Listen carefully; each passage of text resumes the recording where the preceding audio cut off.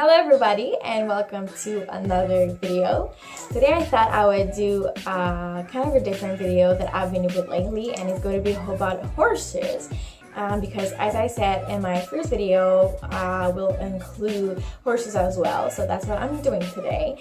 And it is about a topic that I found that equestrians are struggling a lot with, and it is a really frequently asked question, so I thought I would give you the answer. Well, my answer in my opinion, because I don't have the truth. It's just what I've learned with my experience and everything. So today is about 5 tips to how to convince your parents to buy you a horse. So tip number 1 is to show them your commitment.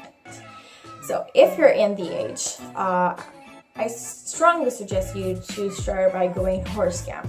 It would be a great way to make friends that have the same passion as you, and also you get to spend 5 days a week at the barn, which is awesome, and you get to ride often, and it's just a great way to start with the horse business.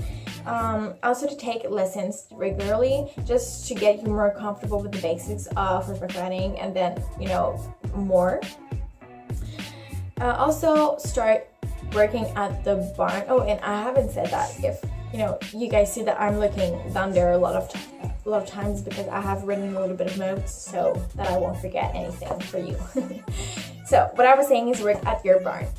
Pretty much every single barn is going to accept the extra help, just because of the amount of things that they have to do in a day in order for them to keep their business running. So it's not like in a shop where you need to be 16 to work. I personally started working at a barn when I was 14. It was a great way to make money so that I can save, and also I was working with what I love, so it was awesome.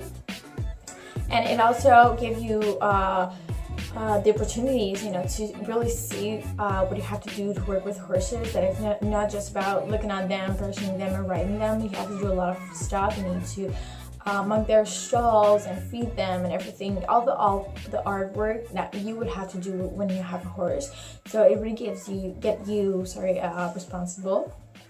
Tip number 2 is to look first of all into leasing a horse.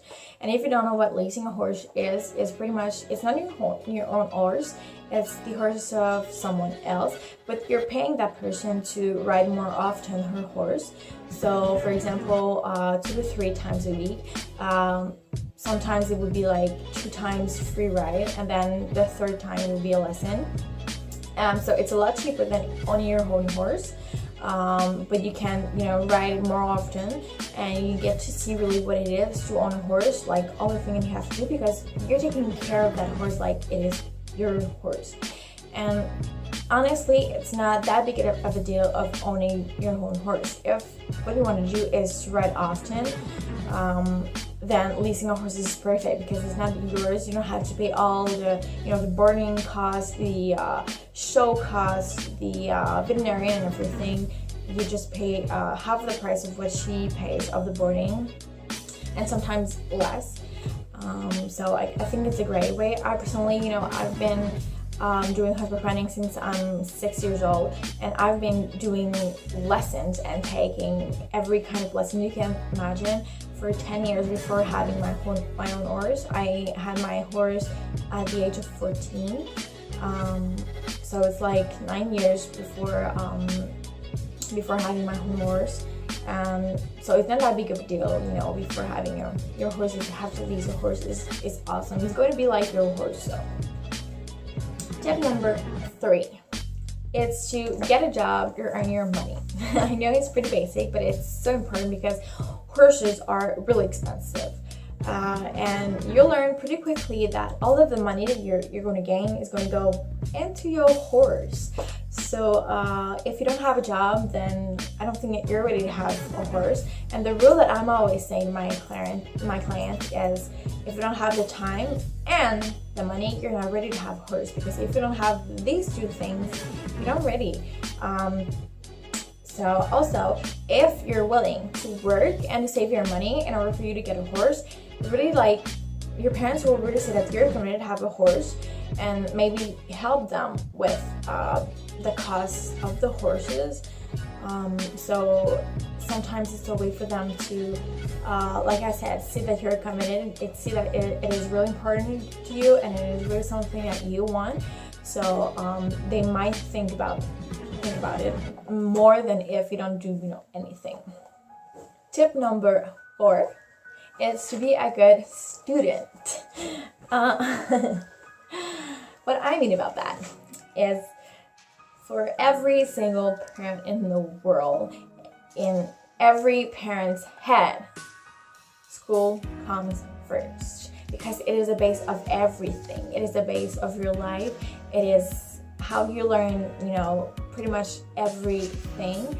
So, and it is what it's going to give you, not the right to work, but it's going to get you to work. And even if you want to be a professional writer, you need to go to school. So if you have good grades, then good grades for them means your work.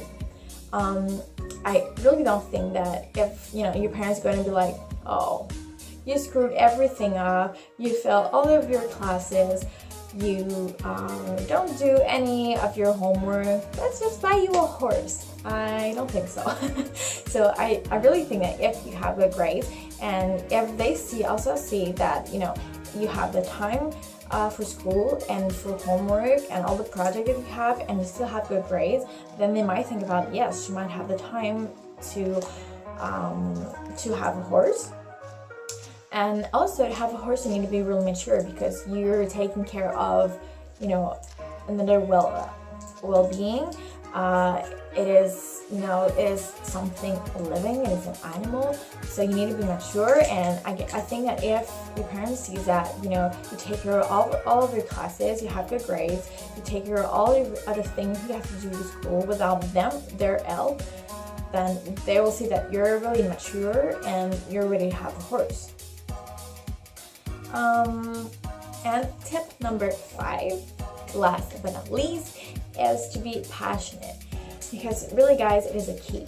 If your parents, they see that you're passionate about that, and that it is your dream to have a horse, and yet you're willing to do everything to have a horse, and you're going to take care of that horse. Every single parent wants their child be happy, and if they see that it is really something that you want and that you're committed to do, I don't believe that any parents in the whole wide world will destroy that dream and say like, I don't want you to have a horse. I might do something to compromise that, but at least they're thinking about it. And I think that it is really important for you to show them how much you love horses and how much it is your passion, because it's going to be your world. It is a lot of time. You need to go not every single day, but like 5 to 6 times a week.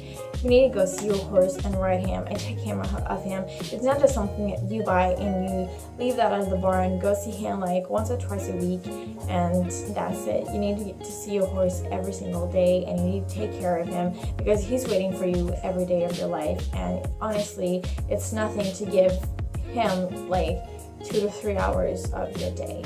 So if you're willing to do that, I really think that your parents will be willing to compromise things with you and help you pay for that too, and help you make that dream come true. So that's it for today's video. That's it for 5 tips of 5, and I said 10. But that's it for 5 tips of how to convince your parents to buy you a horse. I really hope that you guys enjoyed it, and if you have any other tips, please leave it in the comments below. And if you liked it and it helped you, please give it a thumbs up and subscribe, because it really supports my channel. And I will link also my Arbonne shop and where to find me on the social media in the description box below. So I will see you guys in another video. Bye.